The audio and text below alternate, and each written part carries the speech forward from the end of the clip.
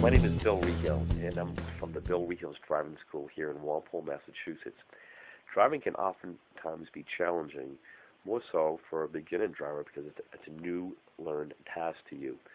Some of the key areas that beginner drivers need to be careful about is, number one, is their speed.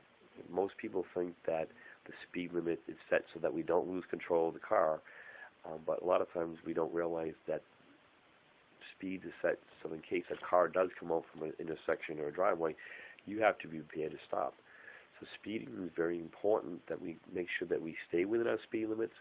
And really, when you think about it, the extra 5 miles an hour that you think you can go over the speed limit, are you really going to get to where you need to go or your destination that quickly? We don't believe so.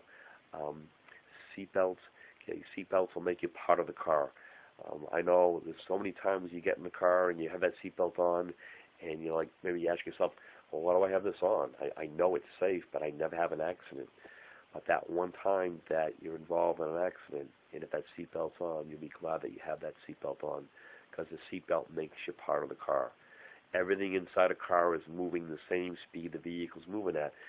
If your vehicle hits something abruptly and stops, everything inside that vehicle is traveling at the same speed that the car was going at.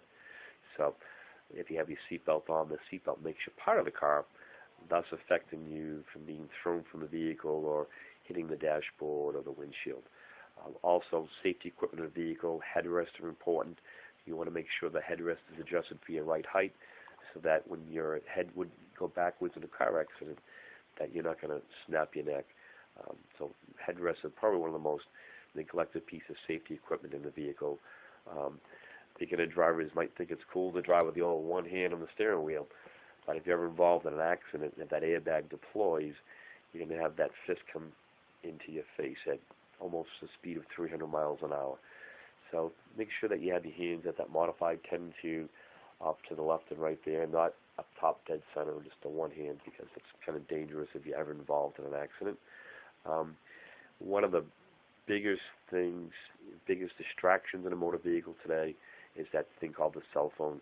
We all have them, okay? They're like this, okay, no matter what shape and form, and they're great and they're convenient and it's a great way to communicate with people.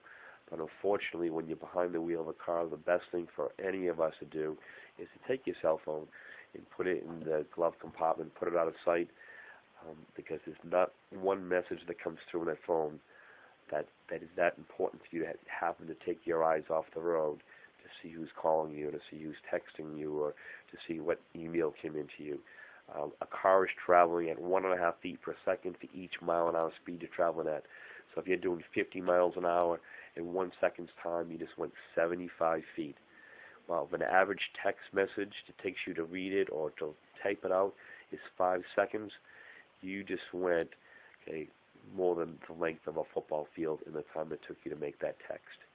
So when push comes to shove, or when it really comes down to it all, that's not one message out there that's worth the life of anybody.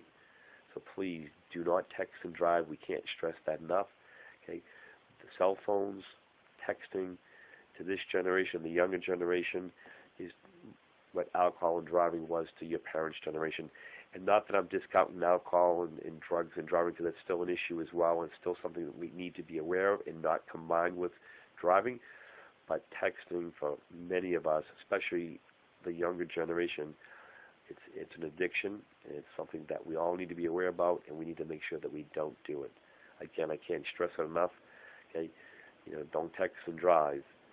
Someone's life depends upon it, maybe even your own.